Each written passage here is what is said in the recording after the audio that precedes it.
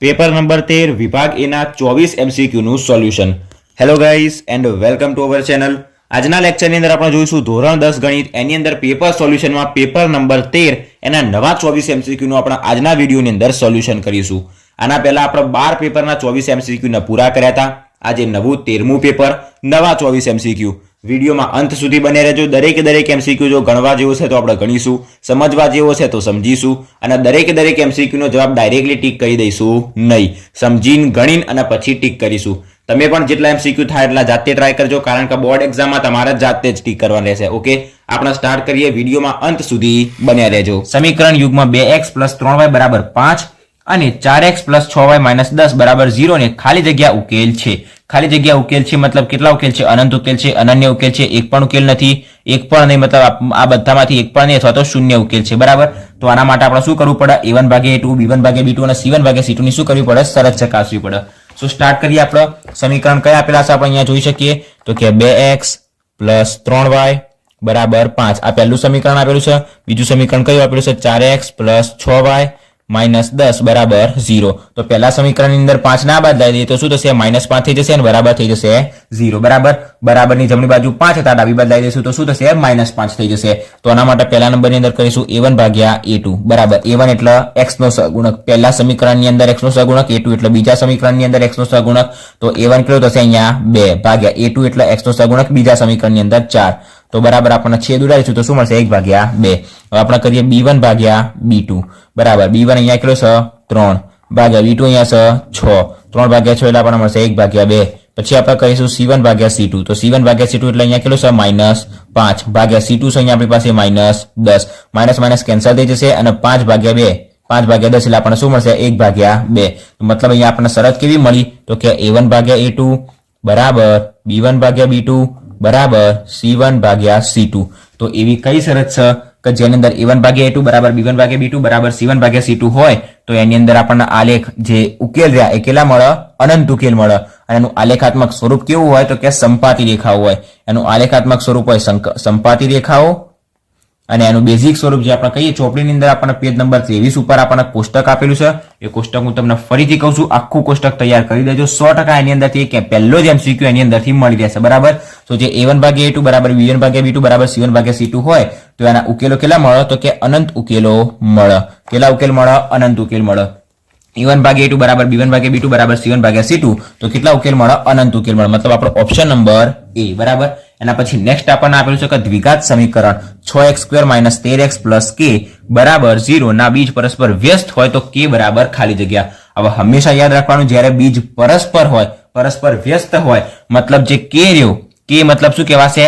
આપણું c અહીંયા આપેલું છે એ શું કહેવાય? k કહેવાય. હંમેશા યાદ રાખવાનું, જ્યારે બીજ પરસ્પર વ્યસ્ત હોય, શું કહું છું? વ્યસ્ત હોય, ત્યારે a બરાબર c હંમેશા થવું જોઈએ.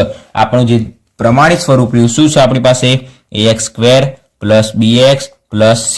આની અંદર હંમેશા યાદ રાખવાનું કે જ્યારે આ જે સમીકરણ રહ્યું એના બીજ પરસ્પર કેવા હોય? વ્યસ્ત હોય, ત્યારે a બરાબર c થાય. મગજમાં યાદ રાખી દેજો, બીજ જ્યારે પરસ્પર કેવા હોય? વ્યસ્ત હોય, ત્યારે a બરાબર c થાય. શું થાય? a બરાબર c થાય. આની અંદર આપણે જોઈએ તો 6x² - 13x + k બરાબર 0. તો અહીંયા x² નો સહગુણક જે શું હોય? a હોય. a બરાબર અહીંયા આપણને આપેલા છે 6. તો જે c હશે મતલબ k ની કિંમત, અહીંયા k ની જગ્યાએ શું આવે? c આવે. તો k ની કિંમત કેટલી હોય? 6 હોય. કારણ કે a બરાબર c થાય અને k ની જગ્યાએ અહીંયા શું આપેલું છે? આપણને c ની જગ્યાએ k આપેલું છે, જે શું આવવું જોઈએ? 6 હોવું જોઈએ. તો આપણો ઓપ્શન નંબર c 6 આપણો શું આવશે? જવાબ આવશે. કેવી રીતના તમને કહું તો કે હંમેશા યાદ રાખવાનું, જ્યારે પણ આપણને કોઈ સમીકરણ આપેલું હોય એની અંદર બીજ જ્યારે પરસ્પર વ્યસ્ત હોય તો હંમેશા a બરાબર c થાય. હંમેશા a બરાબર c થાય. આ વાત હંમેશા યાદ રાખવાની. શું થાય? a બરાબર c થાય. અહીંયા આપણને સમીકરણ કયું આપેલું છે તો કે 6x² - 13x + k. મતલબ a ની કિંમત 6 છે, તો જે c રહ્યો મતલબ અહીંયા આપણને c ની જગ્યાએ k આપેલું છે, એની કિંમત પણ કેટલી હોય? 6 જ હોય. બરાબર, a બરાબર c હોય જ્યારે બીજ કેવા હોય? પરસ્પર વ્યસ્ત હોય ત્યારે. તો અહીંયા ઓપ્શન નંબર c 6 શું આપણો આવશે? આન્સર. નંબર નેક્સ્ટ જોઈએ 2k + 1. પછી આપણે આપેલું છે 13, 5k - 3 એક સમાંતર શ્રેણીના પદો હોય તો k ની કિંમત શોધો. બરાબર, હવે આવા દાખલા ઘણી જગ્યાએ પૂછાય. ઘણા બધા જે પેપર સેટ એની અંદર આપણને આવો દાખલો આપેલો છે. બરાબર, સોલ્વ કરી દઈએ. આની અંદર આપણે સામાન્ય તફાવત ઉપરથી આને શું કરવો પડશે? સોલ્વ કરવો પડશે. આપણે અહીંયા જોઈએ તો પહેલું પદ આપણને કયું આપેલું છે? 2k + 1 પછી આપણને આપેલું છે 13, એના પછી આપણને આપેલું છે 5k - 3. આ શું એક સમાંતર શ્રેણીના ક્રમિક પદો હોય તો આપણે k ની કિંમત શોધવાની છે. તો શું કરીશું, આની અંદર પાછળના પદમાંથી આગળના પદના બાદ કરી દઈશું. મતલબ શું કહેવાય, સામાન્ય તફાવત d બરાબર શું મળશે, પાછળના પદમાંથી આગળના પદના બાદ કરી દઈશું. તો તે પાછળનું પદ માઇનસ આગળના પદના બાદ કરી દઈશું. 2k + 1 હંમેશા યાદ રાખવાનું, બાદ બાકી કરો એટલે એના બીજું પદ હોય એને શું કરવાનું, કૌંસમાં લખવાનું, કારણ કે અહીંયા બે પદ છે અને અંદરના પદનું ચિહ્ન શું થાય, બદલાઈ જાય. તો બરાબર આપણને શું મળશે, 13 - 2k, અહીંયા માઇનસ 12 તો અંદરનું ચિહ્ન બદલાઈ જશે તો -1. 13 - 1 કેટલા આપણને મળશે, 12 - 2k. હવે આપણે શું કરીએ, ત્રીજા પદમાંથી બીજા પદને બાદ કરીએ. મતલબ આપણે એ પણ શું થશે, સામાન્ય તફાવત d જ થશે. તો 5k - 3 અને માઇનસ શું કરીશું, 13. તો બરાબર આપણને શું મળશે, 5k -3 - 13 એટલે શું મળશે, -16. બરાબર. હવે બંને કોની કિંમતો મળી આપણને, d ની કિંમત મળી. આ પણ d ની કિંમત અને આ પણ d ની કિંમત. હવે d બંને કેવા છે, સરખા જ હોય. આ પણ d ની કિંમત છે, આ પણ d ની કિંમત છે, મતલબ બંને કેવા છે, સરખા છે. તો 12 - 2k બરાબર શું હોય, 5k - 16 હોય, કારણ કે બંને કોની કિંમત છે, d ની કિંમત છે. હવે d બરાબર d હોય, d કેવા હોય, બંને d સરખા જ હોય. સામાન્ય તફાવત કેવો હોય, હંમેશા સરખો જ. આપણે હંમેશા યાદ રાખવાનું, દાખલાની અંદર બીજા પદમાંથી પહેલા પદને બાદ કરો, ત્રીજા પદમાંથી બીજા પદને બાદ કરો, ચોથા પદમાંથી ત્રીજા પદને બાદ કરો, હંમેશા સામાન્ય તફાવત d કેવો મળે, સરખો જ મળે. તો આ d અને આ d બંને કેવા છે, સરખા જ હશે. તો 12 - 2k બરાબર આપણે શું લખી શકાય, 5 - 16 લખી શકાય. 5k - 16. તો આપણે શું કરીએ, 2k ને આ બાદ લઈએ અને 16 ને આ બાદ લઈએ. તો 12 એમના એમ -16 બાદ આવશે એટલે +16 બરાબર. 5k એમના એમ +2k -2k બાદ આવશે એટલે +2k. 16 ને 12 થશે 28 બરાબર. અહીંયા કેટલા થશે, 7k. k શોધવાનો છે તો k બરાબર શું થશે, 28. આ 7 એની નીચે આવશે તો 7 ચોક 28 શું થશે, 7 ચોક 28. તો k બરાબર શું મળશે, 4. જે k હતો એની કિંમત આપણને કેટલી મળશે, 4 મળશે. ઓપ્શન નંબર જોઈ લઈએ આપણે, આની અંદર નંબર 3 ની અંદર ઓપ્શન નંબર બી, આન્સર 4 મળશે. k ની કિંમત કેટલી મળશે, 4. યાદ રાખવાનું, આવો દાખલો આપણા જે આગળ જે પેપર છે જોઈશું એની અંદર પણ આવશે. શું કરવાનું, k ની કિંમત શોધવાની, એટલે પાછળના પદમાંથી આગળના પદને બાદ કરવાનું, બીજા પદમાંથી પહેલા પદના, ત્રીજા પદમાંથી બીજા પદને બાદ કરવાનું. બંને શું કહેવાય, સામાન્ય તફાવત d, અને બંને d ને સરખાઈ દેવાના એટલે આપણને સરળતાથી k ની કિંમત મળી જાય. નેક્સ્ટ જોઈએ આપણે નંબર 4. બિંદુ -3 8 નું y અક્ષથી લંબ અંતર ખાલી જગ્યા છે. હવે એક વાત હંમેશા યાદ રાખવાની, જો y અક્ષથી લંબ અંતર પૂછે તો આપણે x યામ જોવાનું. ફરીથી કહું છું, y અક્ષથી લંબ અંતર પૂછે તો આપણે x યામ જોવાનું. y અક્ષથી લંબ અંતર પૂછે તો x યામ જોવાનું, અને x અક્ષથી લંબ અંતર પૂછે તો આપણે y યામ જોવાનું. y અક્ષથી લંબ અંતર પૂછ્યું છે તો x યામ જોવાનું. આનો x યામ કેટલો છે, -3. અને હંમેશા યાદ રાખવાનું, લંબ અંતર મતલબ શું પૂછેલું છે, અંતર જ પૂછેલું છે, અને અંતર ક્યારેય ઋણ હોય નહીં, કેવું હોય, ધન જ હોય. એટલે y અક્ષથી લંબ અંતર પૂછેલું છે તો આપણે એનો x યામ જોવાનો. x યામ કેટલો છે, -3. મતલબ અંતર તો કેવું છે, ધન જ હશે, તો -3 ની જગ્યાએ આપણે 3 લખી શકાય. તો આપણો ઓપ્શન નંબર એ 3 આપણો આવશે જવાબ. હવે યાદ રાખવાનું, જો અહીંયા આપણને પૂછે કે x અક્ષથી લંબ અંતર શોધો, તો x અક્ષથી લંબ અંતર કેટલું થાય, x અક્ષથી લંબ અંતર પૂછે તો આપણે y આમ જોવાનું, અને y આમ કેટલું આપેલું છે આપણને 8. તો આપણો આન્સર શું થાત, 8 થાત. અહીંયા આપણને શું પૂછેલું છે, y અક્ષથી લંબ અંતર પૂછેલું છે.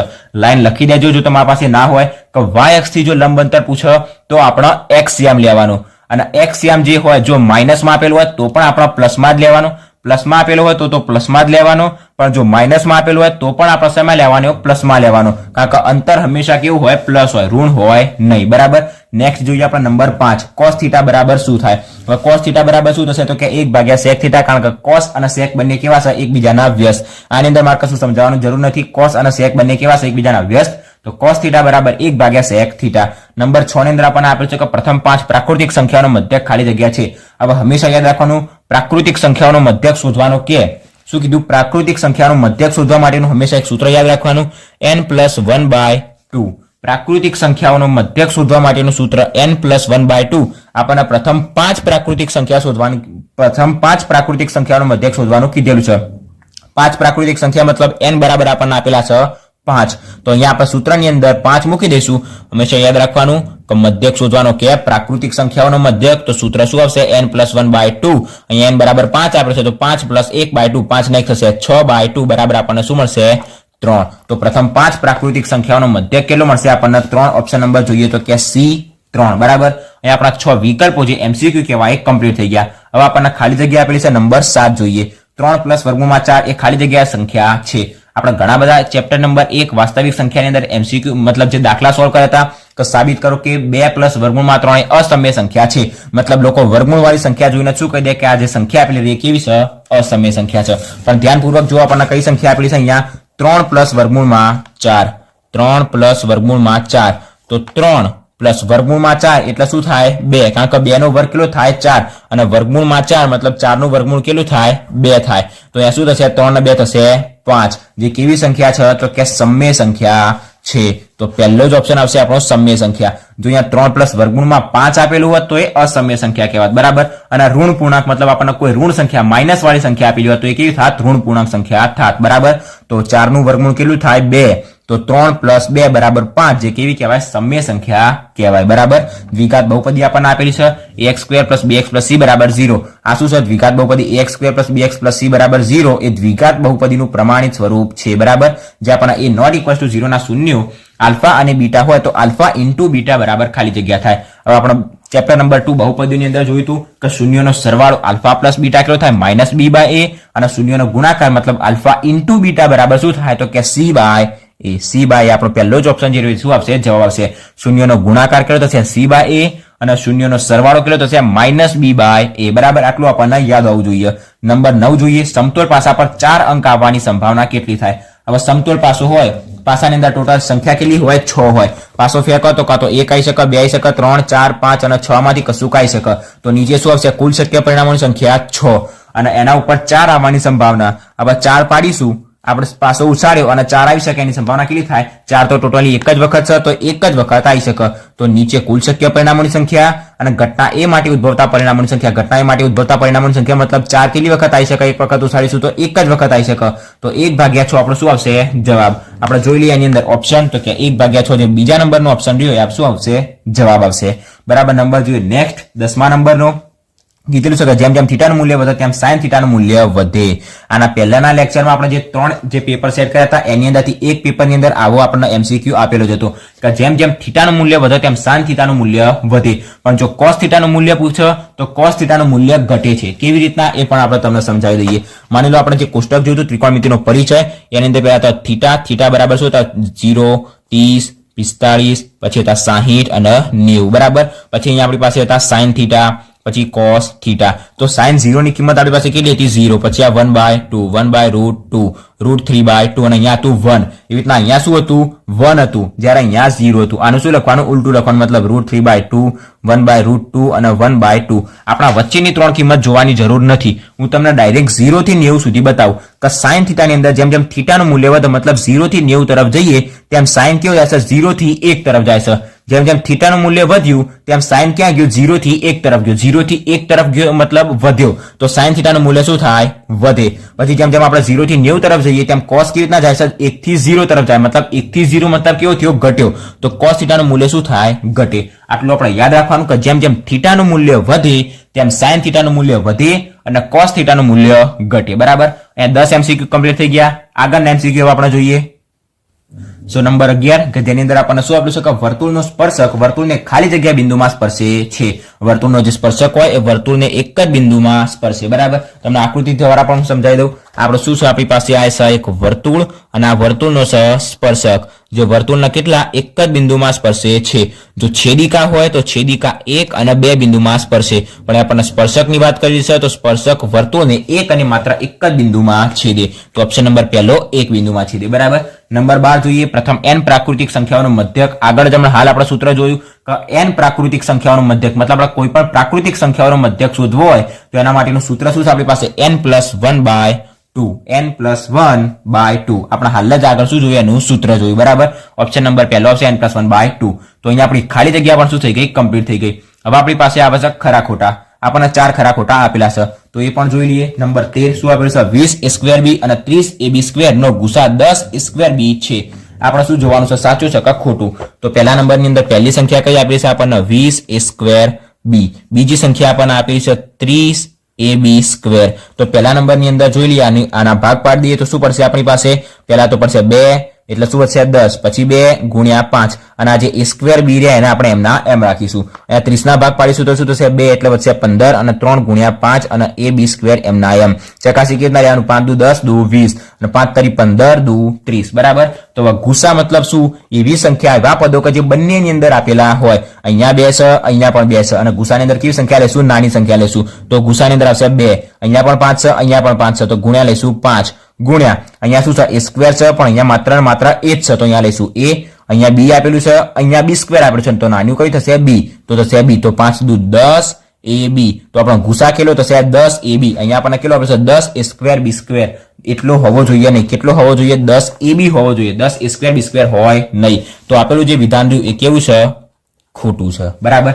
નેક્સ્ટ જોઈએ વર્તુળના પરિઘ અને તેના વ્યાસનો ગુણોત્તર અચળ રહે છે, તો આ વાત કેવી છે, ખોટી છે. હું તમને સમજાવી દઉં. માની લો કે આ રહ્યું આપણી પાસે એક વર્તુળ, આ વર્તુળ, બરાબર. આ એક નાનું વર્તુળ છે, આનાથી આપણે એક મોટું વર્તુળ દોરીએ. હવે વર્તુળના પરિઘ આપણે જ્યારે પણ આટલું આમ વર્તુળ દોરીએ તો આ શું દોર્યું કહેવાય, એક પરિઘ દોર્યો કહેવાય, બરાબર. હવે પરિઘ મતલબ શું થાય, પરિઘનું સૂત્ર આપણી પાસે શું છે, પરિઘ બરાબર 2πr. જેમ જેમ નાનું વર્તુળ હોય આપણે મોટું વર્તુળ લઈએ એમ જેમ એની ત્રિજ્યા જે r રહી એ કેવી થાય, બદલાતી રહે. હવે r ની કિંમત બદલાતી રહે એના પછી આપણને શું કીધેલું છે, પરિઘ અને એનો વ્યાસ, એના વ્યાસનો ગુણોત્તર અચળ રહે નહીં. જેમ જેમ ત્રિજ્યા બદલાતી રહે એમ એમ એનો પરિઘ પણ બદલાતો રહે તો એનો ગુણોત્તર જે રહ્યો એ અચળ રહે નહીં, બરાબર. તો આપેલું વિધાન કેવું છે, ખોટું છે. અને આપણે શેના ઉપરથી કહી શકાય કે એનો જે પરિઘ રહ્યો, જેમ જેમ વર્તુળ રહ્યું વર્તુળની ત્રિજ્યા બદલાય એમ એમ એનો પરિઘ બદલાય, અને પરિઘ બદલાવાનો છે તો એનો ગુણોત્તર જે રહ્યો એ અચળ રહેતો નથી, બરાબર. તો આપણને જે આપેલું વિધાન રહ્યું એ કેવું છે, ખોટું છે, બરાબર. નંબર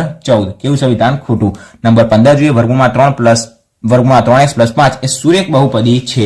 વિધાન આપેલું કેવું છે, સાચું છે. આપણે હમણાં હાલ જ સોલ્વ કરીએ નંબર 16 પટ્યા પછી.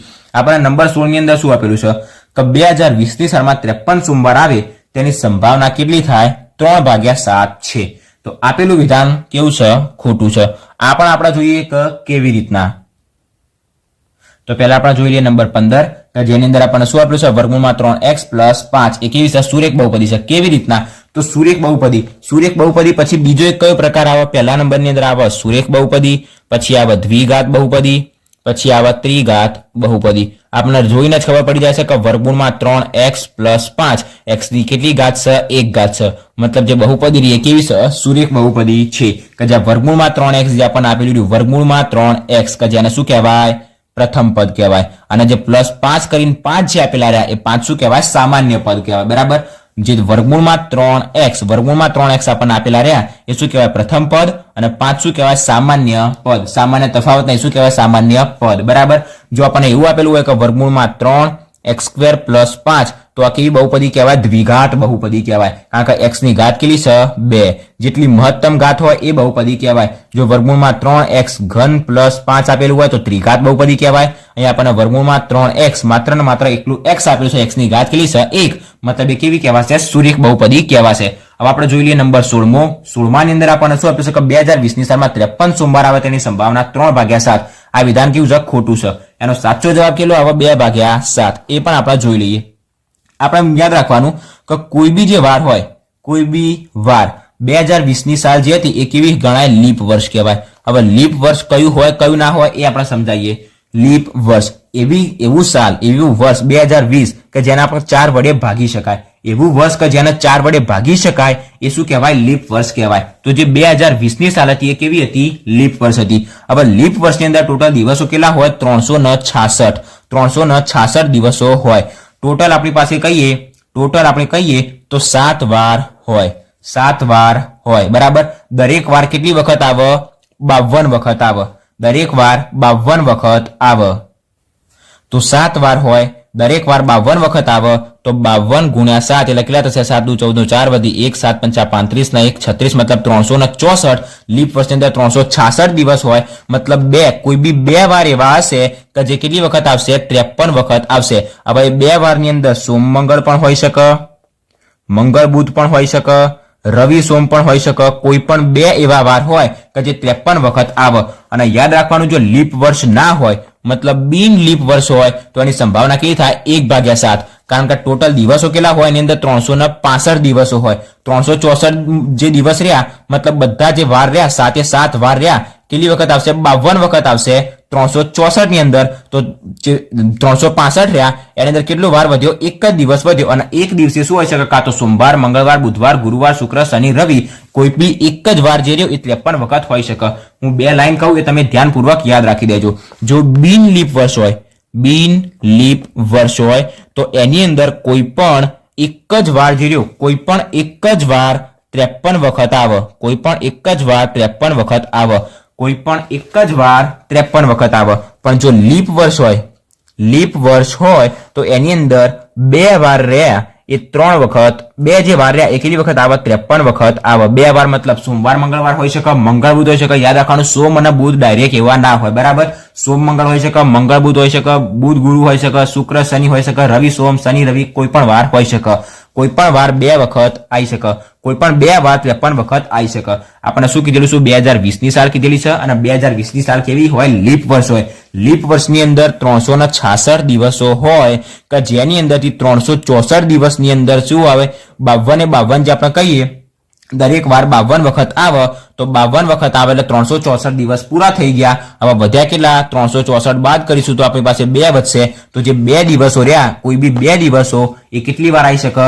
53 વખત આવી શકે, બરાબર. કોઈ બી 2 દિવસો માની લો કે સોમ અને મંગળ 52 વખત તો આવતા જ હતા, પણ અહીંયા સોમવાર આવશે, અહીંયા પણ મંગળવાર આવશે. તો અહીંયા સોમ અને મંગળ 52 અને 52 અને આ એક વધારાનો વખત આવશે તો શું થશે? 53 વખત આવશે. તો કોઈ બી 2 વાર એ 53 વખત આવી શકે. તો નીચે કુલ શક્ય પરિણામોની સંખ્યા કેટલી આવે? 7. કારણ કે સોમ મંગળ બુધ ગુરુ શુક્ર શનિ રવિ કેટલા દિવસો આવે? કેટલા વાર આવે? 7 વાર આવે. અને કોઈ બી 2 જે વાર રહ્યા એ કેટલી વખત આવી શકે? 53 વખત આવી શકે.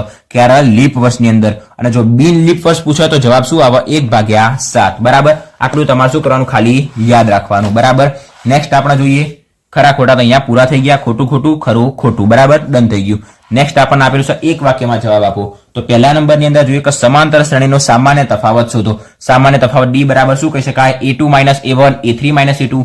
પાછળના પદમાંથી આગળના પદને બાદ કરી દેવાનું. ડાયરેક્ટલી આપણી ભાષામાં કહીએ કે જો સામાન્ય તફાવત શોધવાનો હોય તો પાછળના પદમાંથી આગળના પદને બાદ કરી દેવાનું. પછી બીજામાંથી પહેલાને બાદ કરો, ત્રીજામાંથી બીજાને બાદ કરો કે ચોથામાંથી ત્રીજાને બાદ કરો. પાછળનામાંથી આગળનાને બાદ કરી દેવાનું. તો 8 - 3 બરાબર આપણને શું મળશે? 5. 13 - 8 તો પણ આપણને શું મળે? 5. સામાન્ય તફાવત સમાન જ મળે.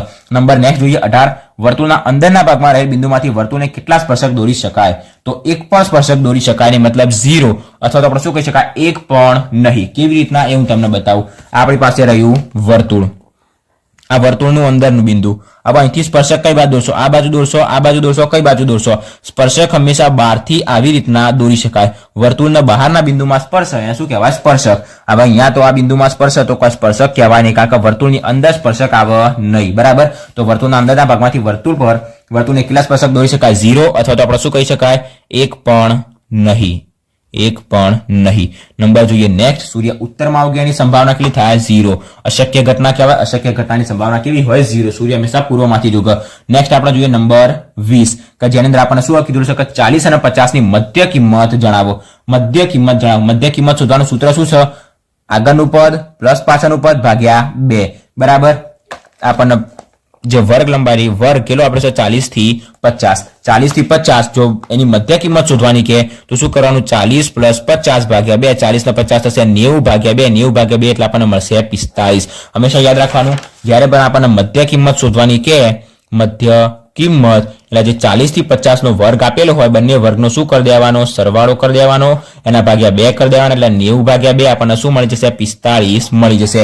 અને જો આપણને આની અધઃ સીમા કે તો 40 કહેવાશે અધઃ સીમા, બરાબર. દાખલાની સાથે સાથે આપણે અલગ બીજું પણ નોલેજ લેતા જઈશું.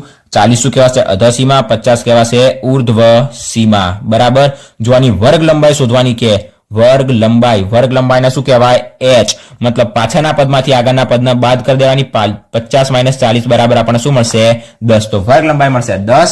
એની મધ્ય કિંમત શોધવાની કે મતલબ 40 અને 50 વચ્ચે જે કઈ સંખ્યા આવેલી છે એને શું કહેવાય? મધ્ય કિંમત. આપણને જોઈને પણ ખબર પડી જાય કે 40 અને 50 વચ્ચે કઈ સંખ્યા આવેલી હોય? 45 આવેલી હોય. અને આપણે શું કઈ રીતના શોધી શકાય? તો કે આગળનું પદ પ્લસ પાછળનું પદ ભાગ્યા 2, મતલબ 40 + 50 ભાગ્યા 2 એટલે 90 ભાગ્યા 2 બરાબર આપણને શું મળશે? 45. તો એની વર્ગ લંબાઈની મધ્ય કિંમત કેટલી થશે? 45. વર્ગ લંબાઈ કે તો કેવી રીતના શોધવાની? પાછળ નામથી આગળના બાદ કરી દેવાની, જેને કહેવાય h, બરાબર. હવે જે બીજા 4 MCQ આપેલા છે જોડકા, એની અંદર મારે કશું જ કરવાની જરૂર નથી. તમને ડાયરેક્ટ સૂત્રો યાદ હોવા જોઈએ. જો તમને સૂત્રો યાદ નથી તો આપણા ચેનલ ઉપર શોર્ટ વિડીયો રહ્યા, એની અંદર પહેલા જ 3 વિડીયો કે જેની અંદર ચેપ્ટર નંબર 1 થી 14 બધાના મેં સૂત્રો મૂકી દીધેલા છે. તો બધા જ સૂત્રો તમે તૈયાર કરી દેજો. પણ અહીંયા જે સૂત્રો મોસ્ટ ઓફ પૂછશે એ પૃષ્ઠફળ, ઘનફળ, વર્તુળ અને એના જ સૂત્રો પૂછશે, બરાબર. તો એ તમારા સૂત્રો તૈયાર કરી દેવાના. અને જો તમારે આગળના ચેપ્ટરના સૂત્રો જોઈતા હોય તો ચેનલની અંદર શોર્ટ્સ જે રહ્યા એની અંદર પહેલા જ 3 વિડીયો જે રહ્યા એ તમને મળી જશે સૂત્રોના, બરાબર. તો અહીંયા આપણે જોઈએ શંકુનું વક્ર પૃષ્ઠફળ મતલબ શંકુની વક્ર સપાટીનું ક્ષેત્રફળ. પૃષ્ઠફળ એટલે શું થાય? ક્ષેત્રફળ. યાદ રાખવાનું, પૃષ્ઠફળ એટલે શું થાય? ક્ષેત્રફળ. તો શંકુનું વક્ર પૃષ્ઠફળ મતલબ શંકુની વક્ર સપાટીનું ક્ષેત્રફળ અથવા તો શંકુની વક્ર સપાટીનું પૃષ્ઠફળ. તો એ શું થાય? પાઈ આર એલ. પાઈ આર એલ. પાઈ આર એલ ઓપ્શન આપણે જોઈએ તો ઓપ્શન નંબર બી. બરાબર, 21 માં આવશે ઓપ્શન નંબર બી. નંબર 22 જોઈએ અર્ધગોળાનું ઘનફળ. અર્ધગોળાનું ઘનફળ કેટલું થાય? પહેલા નંબરની અંદર જોઈએ ગોળાનું કેટલું થાય તો કે 4/3 પાઈ આર ક્યુબ. તો 4/3 પાઈ આર ક્યુબ મતલબ 4/3 પાઈ આર ઘન. ગોળાનું કેટલું થાય? 4/3 પાઈ આર ઘન. તો અર્ધગોળાનું કેટલું થશે? એના ભાગ્યા 2. તો આ 3 જે રહ્યું એની નીચે આવી જશે તો 3 ગુણ્યામાં થઈ જશે. અહીંયાથી 2 કેન્સલ થઈ જશે તો આપણને શું મળશે? 2 પાઈ આર ઘન. આ ભાગ્યા 3 એમના એમ તો 2/3 પાઈ આર ઘન. અર્ધગોળાનું ઘનફળ કેટલું મળશે? 2/3 પાઈ આર ઘન. ઓપ્શન નંબર એ. બરાબર, અર્ધગોળાનું ઘનફળ કેટલું થશે? 2/3 પાઈ આર ઘન અને ગોળાનું પૂછો તો 4/3 પાઈ આર ઘન. નંબર જોઈએ 23 ગુરુ વૃતાંશનું ક્ષેત્રફળ. તો ગુરુ વૃતાંશનું ક્ષેત્રફળ બરાબર શું થાય તો કે વર્તુળનું ક્ષેત્રફળ માઇનસ લઘુ વૃતાંશનું ક્ષેત્રફળ. ઓપ્શન નંબર એ. નંબર જોઈએ 24 લઘુચાપની લંબાઈ. લઘુચાપની લંબાઈનું આપણી પાસે સૂત્ર શું છે તો કે 2 પાઈ આર થીટા ભાગ્યા 360. 2 પાઈ આર થીટા મતલબ થીટા ભાગ્યા 360 અથવા તો 2 પાઈ આર મતલબ આપણે જે ઓપ્શન નંબર બી. આની અંદર બે રીતના પૂછીએ કે થીટા ભાગ્યા 360 ગુણ્યા 2 પાઈ આર અથવા તો 2 પાઈ આર થીટા ભાગ્યા 360. બરાબર, અહીંયાથી તમને એવી રીતના પણ પૂછી શકે, બે કેન્સલ કરીને તમને પૂછી શકે કે પાઈ આર થીટા ભાગ્યા 180 અથવા તો થીટા ભાગ્યા 180 ગુણ્યા પાઈ આર. આજના લેક્ચરમાં આપણે 24 MCQ પેપર નંબર 4 ના સોલ્વ કરી દીધા. બરાબર, કોઈ પણ પ્રકારનો ડાઉટ હોય તો તમે કમેન્ટ બોક્સમાં જણાવી દેજો, તમને હું તરત જ જવાબ આપી દઈશ. બરાબર, અને કશી ભૂલ થતી હોય તો પણ જણાવજો, એના પણ આપણે શું કરીશું? સોલ્વ કરી દઈશું. બરાબર, આજના લેક્ચરમાં અહીંયા સુધી. આશા રાખું છું કે તમને 24 MCQ ની અંદર કમ્પ્લીટ ખબર પડી ગઈ હશે. બરાબર, જે 24 MCQ રહ્યા એને તમે વિડીયો કમ્પ્લીટ જોતા રહેજો. 24 માર્ક્સ નાની વાત ના કહેવાય. 24 માર્ક્સ એકદમ સરળતાથી આવી જાય તો જે લોકોને પાસ થવાના ફોફા પડે છે એ લોકો સરળતાથી પાસ પણ થઈ શકે. બરાબર, અને એકદમ સિમ્પલ અને સરળ MCQ આવે છે. પાછા તો 400 આવવાના સૂત્રો જ આવવાના છે અને ફિક્સ વાત છે. બરાબર, તો સૂત્રો તો આપણને ઓલરેડી આવડી જ જવા જોઈએ. કયું ચેપ્ટર આવશે? એક તો આવશે પૃષ્ઠફળ ઘનફળ અને એની આગળનું ચેપ્ટર. બરાબર, વર્તુળ અને વચ્ચેનું ચેપ્ટર. બરાબર, તો આટલા ચેપ્ટર વર્તુળ સંબંધિત ક્ષેત્રફળ. બરાબર, તો આ બધા ચેપ્ટરો ખાસ કરી દેજો. આંકડાશાસ્ત્ર અને સંભાવના આ બે ચેપ્ટર તો મોસ્ટ ઇમ્પોર્ટન્ટ છે બેઝિક વાળા માટે. બરાબર, આજના લેક્ચરમાં અહીંયા સુધી. આશા રાખું છું કે તમને કમ્પ્લીટ ખબર પડી ગઈ છે. જો ખબર પડી હોય તો એકવાર કમેન્ટ બોક્સમાં યસ જરૂરથી લખજો અથવા તો થંબ કરી દેજો. બરાબર, આજના લેક્ચરમાં અહીંયા સુધી. વિડીયો ગમ્યો હોય તો વિડીયોને લાઈક અને શેર જરૂરથી કરજો અને જો ચેનલ પર નવા હોય તો ચેનલને સબસ્ક્રાઇબ પણ જરૂરથી કરી દેજો. Thanks for watching guys.